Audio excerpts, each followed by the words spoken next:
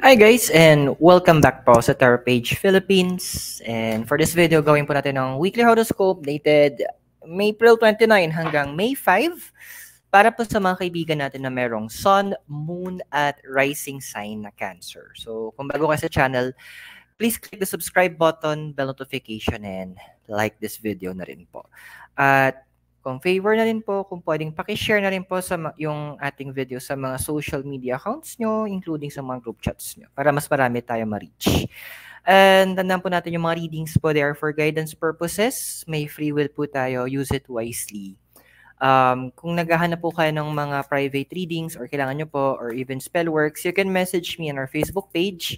Yung link po is nasa baba sa description ng video. And kung gusto niyo po mag-share din po ng donation to support our channel, you can do it by sending Maya, GCash, or click the join button or yung ating thank you. Yung thanks yung may heart. Okay, Cancer, kamusta ka na ba? May pasama yata inom ko ng coke. Titingnan natin ha, ano bang meron? So Cancer, meron tayo dito. We have here is a Temperance and yung Peace. So, well, generally kasi si Temperance kasi connected to sa zodiac sign na Sagittarius. And si Sagittarius, kilala siya as the house of philosophy and higher education. So internally, ando na medyo nagsistruggle ka in this tong week na to. Andun kasi na iba yung sinasabi nung puso mo na kailangan mong gawin, iba din naman yung sinasabi ng utak mo na logically na gagawin mo. So may conflict tayo. That's why we have here yung card of peace na naka-reverse. So andun kasi mas although yes, water elemental ka, andun na mas nangingibabaw sa'yo ngayon yung logical thinking na iniisip mo parang paano ba yung gagawin ko, or ano ba yung dapat kong unahin, ano ba yung dapat kong pakinggan.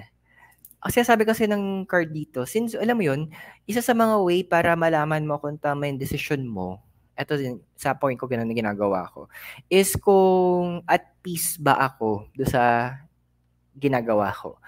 Andun ba na ramdam ko deep inside na kung kalma ba o andoon na parang anggulo.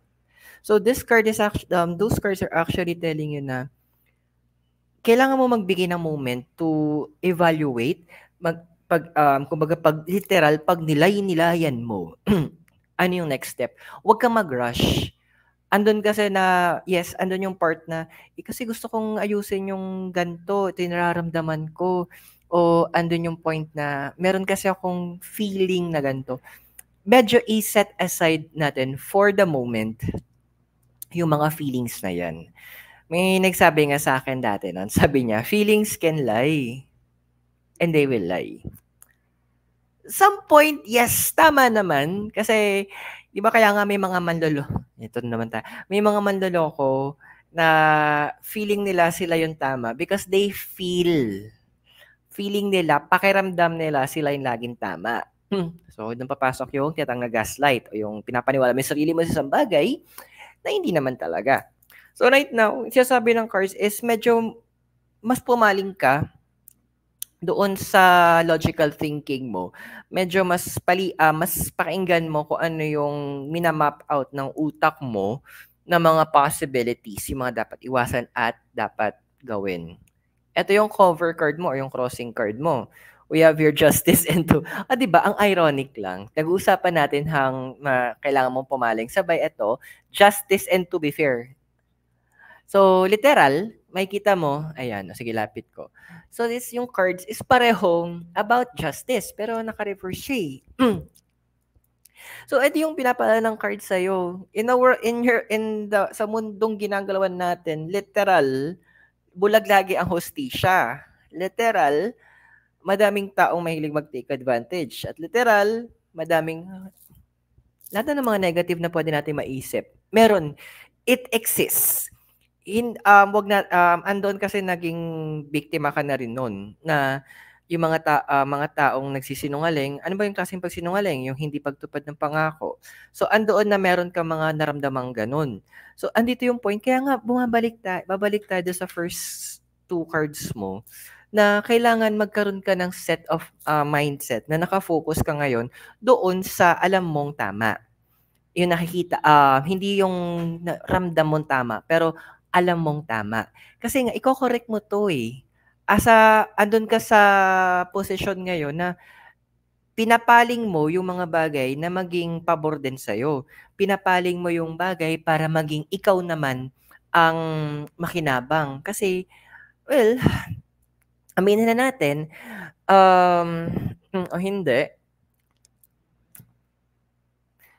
ang dami mong ininvest, sa sarili mo, sa ibang tao, pero yung hinang lang return of investment or yung ROI, hindi mo nakita. So, andoon na naghahanap ka talaga ng justice para doon, naghahanap ka ng hustisya. 'Di ba kasi kung ang promise sa'yo is this, eto ganito, tas ang balik sa'yo eto lang, unfair. Hindi maayos yun. There is something wrong. 'Di ba? Tingnan natin, ano bang wish mo o yung crown card mo? Meron tayong Queen of Swords tsaka New Life. Well, andun kasi na siguro yung emotions mo na lang talaga, yung puso mo na lang yung pumipigil sa'yo na to forget, to forget, kalimutan, move on. Siguro yung pinakamagandang term. Or andun yung point na let go. Kasi alam mo naman wala ng patutunguhan eh. Alam mo naman na hindi naman na maaayos yun kung ano man tong gusto mong ayusin. Ikaw lang naman yung, siguro kasi andun yung point na based sa cards mo, sa mga nababasa ko pa lang, andun kasi na, yung may yung tipong baka pwede pa, or baka ganto, nagbabaka sakali ka pa, na pwede mong ma-rearrange, pwede mong ma-fix, pwede mong mabigyan ng hustisya, pwede mong, yung parang baka naman merong reason, baka, yes, may mga reasons, pero ang tanong dito kasi ng cards, then, prepared ka ba tumanggap ng mga reasons? Paalala lang, pwedeng dun sa tao, tama yung rason niya, sa'yo hindi. Conflict yun. Ipupush mo na naman yung gusto mo. So, minsan may mga bagay na hindi mo na kailangang, siguro yun yung masakit na part, na may mga tanong talaga hindi masasagot na kahit kailan. Minsan kailangan na natin, sabi nga in English, it is what it is. Yun na yun kung ano na yun. Parang huwag mo nang pakialaman, huwag mo nang bigyan ng kulay, hayaan mo na lang. Wala na magagawa. Yun na yun eh. So, one of the things is closure hinahanap mo dito. Pero minsan kasi yung mismong point na wala nang communication, wala nang nangyayari, it's already a closure. No explanations necessary para sa'yo. As in, tatanggapin mo na lang. Ano ba foundation mo? Two of Swords, tsaka Thinker. Yun nga. Kasi, one thing kasi na nakikita ko dito, sa iba sa inyo, parang feeling nyo mas better na minsan may kasama kayo, or meron kayong kahalubilo, or meron kayong, sabihin natin na, masasandalan, matatakbo, mga kausap. Pero, kasi ang fini-feed mo lang naman dito kasi yung pakiramdam mo, sabi ng card of the Thinker, yung pakiramdam mo ng belongingness. Problema kasi, isa yun sa mga mahirap hanapin ngayon yung belongingness. May mga tao kasi kaya they feel they need to be belong kasi sila mismo hindi nila kayang mabilong sa sarili nila. So, the card is actually advising, yung foundation card mo, is for you to build that intrapersonal relationship, yung connection mo sa sarili mo.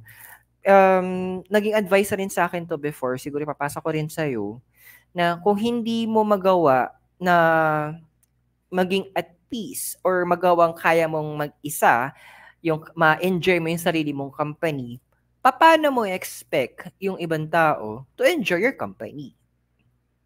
'Di ba? So, yun yung nakikita ko dito sa cards mo. But let's check, ano ba yung sa past mo na nag-influence pa? The sun and poise. Well, sacrifices, it's part of life. Sabi nga 'di ba, slam book, mga batang 80s and 90s. Ano yung sa slam book nun, remember, pagtatanong doon sa mga question, what is love?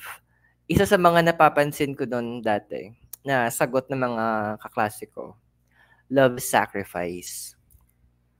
Dati hindi ko get, siyempre bata pa, elementary, high school. Love is sacrifice. Yeah, I understand now na ganun talaga. Pag mahal mo, willing to give up ka. Kapag importante sa'yo, andoon na ultimo yung pride mo, lulunukin mo, let's all face the reality. Harapin natin yung katotohanan na lahat naman tayo at some point, we really love someone, pwedeng romantic, pwedeng sa parents, pwedeng sa mga pets, o a friend. Pero one way or the other, lahat tayo nagmahal. At nakikita natin doon that we were willing to sacrifice talaga. Because yun yung expression of love natin.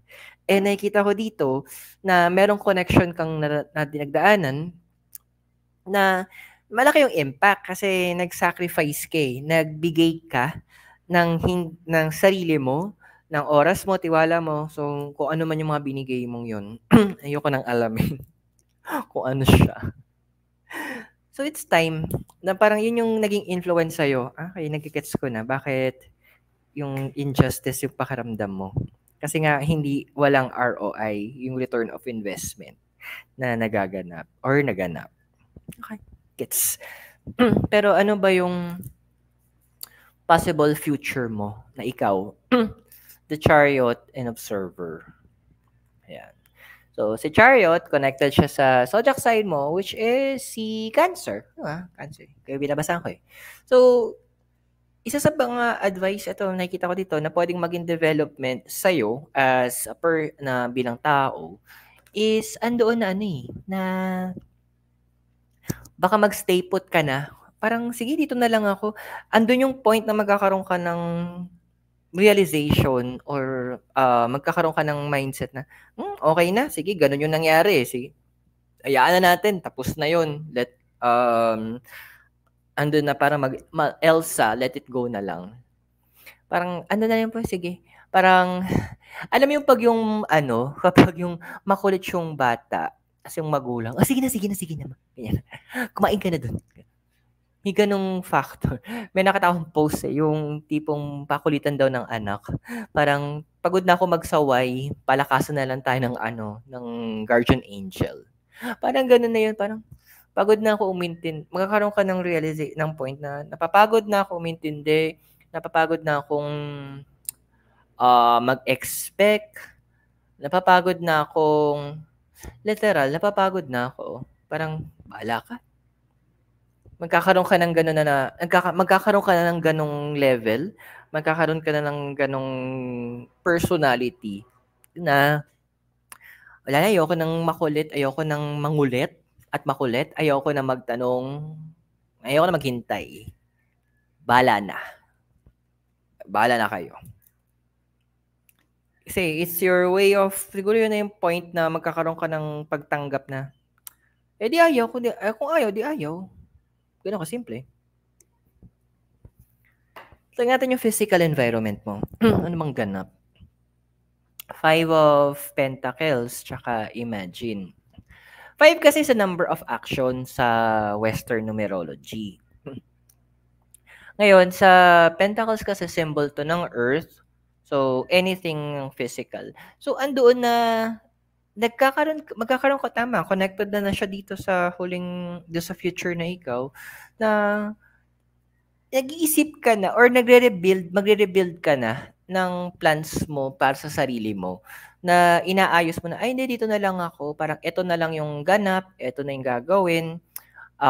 Kumbaga, nagre-restructure ka na ng mga plans mo. Kasi one way or the other, kung babalik ka doon sa past mo, yun nga, yung sa yung ROI mo is hindi naging wala kang naramdaman or meron man pero kapiranggot, nag-imagine ka, literal, record imagine, you're projecting na, nag-i-imagine ka, nag-iisip ka na, kaya nga 'di ba? Sa unang card mo pa lang, more on logical thinking ka na.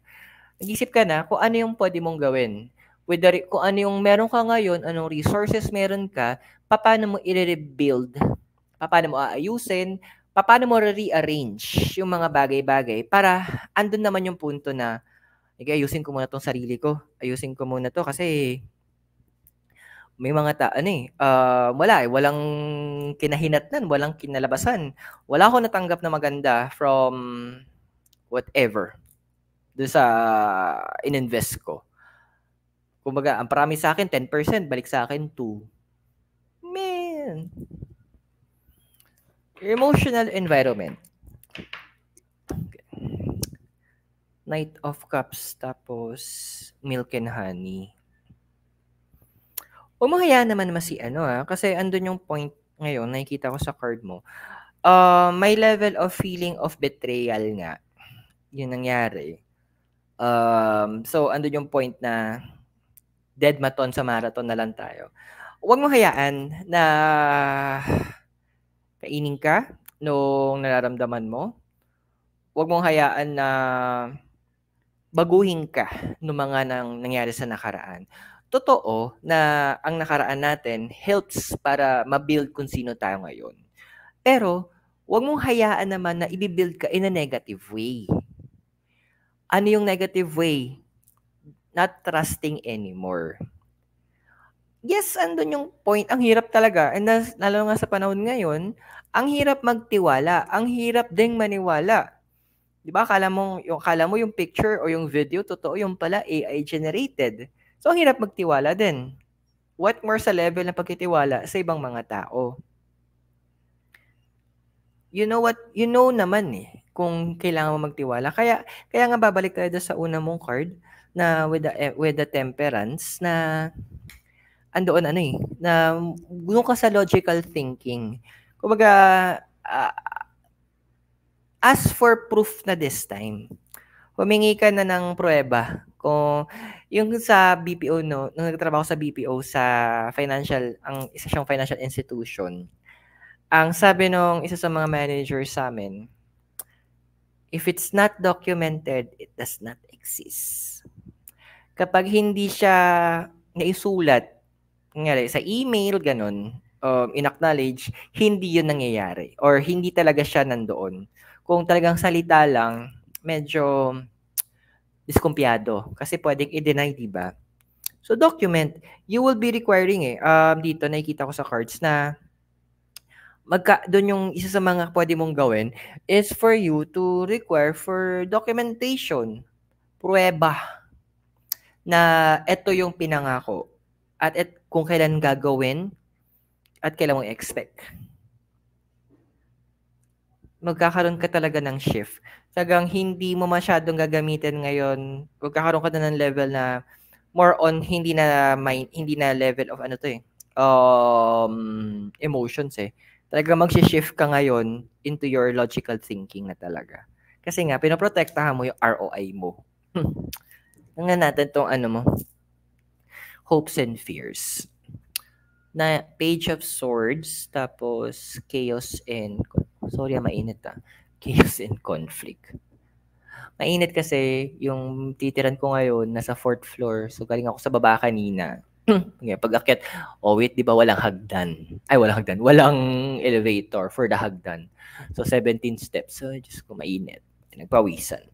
Anyway, your hopes and fears is the Page of Swords tsaka Chaos and Conflict. Alam mo yung tipong umaasa ka pa rin na at one point na maybe someday baka maintindihan ko yung nangyari. Andoon na kahit magulo, try kong intindihin, kahit hindi ko magets. Kasi ang iniisip mo pa rin, paano mo isa-salvage yung panahon na na-invest Kumbaga sabihin natin sa isang friendship, parang ang tagal tapos nawala lang bigla. Nanghihinayang ka dun sa level, yung sa efforts na binigay niyo pareho, sa oras na ni-spend niyo, sa memories na na-build niyo. So, andun yung part kasi ng nanghihinayang ka, nagho-hope ka pa rin na baka naman puwede pa nating i-salvage, medyo may konting iligtas pa tayo. Baka naman meron pa akong puwedeng, kumbaga sa kaldero, meron pa akong makudkod dun na kanin. May hope ka pa rin na gano'n. Hindi naman kita masisisi kasi siguro gano'n ka mag-value, gano'n mo tinitignan yung importansya ng isang tao o kasi andun yung nakikita mo yung sarili mo, yung investment mo, yung binigay mo. So, it's understandable, naiintindihan natin yun. Pero, 'wag naman to the point na masyado mo ng pinapako yung sarili mo dun sa pag-asang yon o na umaasa ka dun kasi kapag masyado mo ng pinako yung sarili mo dun, paano ka naman uusad? Yun yung tanong sa'yo nung Page of Swords. Kasi may limit. Always place a limit, sabi. Possible future mo is the Empress and the fork in the road. Pipili mo pa rin sarili mo talaga. The Empress, this is the female energy. Tungkol na siya sa motherhood, tungkol sa nurturing, fork in the road. Kumbaga sa kalsada, mahati na siya. Kailangan mong mag-decide pag uusad ka. Hindi siya isang diretsong kalsada lang. Mas pipiliin mo na, i-nurture yung sarili mo. Kumbaga, ito na yung pipiliin mo yung time, karamihan sa inyo, sa House of Cancer. Pipiliin nyo na to love more yung mga taong regardless kahit anong ginawa mo, saan ka napunta, ano nakaraan mo, isa mahalin ka pa rin. Nakikita ko dito sa cards din na ang dami sa inyo na isa sa mga advice din sa inyo is may reconnection Reconnection with either your biological mother or yung kinagistan yung ina, tinuring yung ina, so pwedeng yung mga lola, tita, boss nyo na nag-mentor sa inyo. Hindi naman exactly kailangan babae talaga biological. Pwedeng yun yung naging role nila sa'yo. Tinuring mo parang magulang na nagdo-nurture sa'yo. Yung female energy sa nararamdaman mo. Kasi kung pag male energy, discipline Ito nurturing, so female energy. Nagdo-nurture sa'yo. You will try to reconnect with them. And yung iba naman, hahaya ng universe na yung path nyo is mag-cross ulit. Kasi andoon na ang gusto ng universe is to give you addition yung mga reminders. Kumbaga, sa pag-aaral, medyo reviewer yung gagawin. Why? To prepare you to be more logical sa approach mo. Para naman kapag nag-invest ka ulit, meron ng return of investment. Hindi na nga, hindi na wala lang, hindi na what may. So I hope nakatulong yung reading sa inyo at tandaan yung readings are for guidance purposes. May free will tayo. Use it wisely. So kung bago ka sa channel, please click the subscribe button, bell notification, and give this video a like. At pakishare na rin po ito sa mga social media accounts nyo, itong video natin, and also sa mga group chats. And again, for spellworks and private readings po, message po ako sa ating Facebook page. The link is nasa description sa baba. And para sa mga gustong mag-send ng donation to support our channel, you can send it either via Maya or GCash. The number po niya sa baba, dumadaan sa screen. Or you can click po yung join button or yung thanks, yung heart po sa baba. Cancer, maraming salamat sa iyo. God bless, namaste, Hare Krishna, and blessed be. Naway magkita tayo very soon. And all the way here po from La Trinidad, Benguet. Thank you so much. Keep safe and have a great day. Thank you.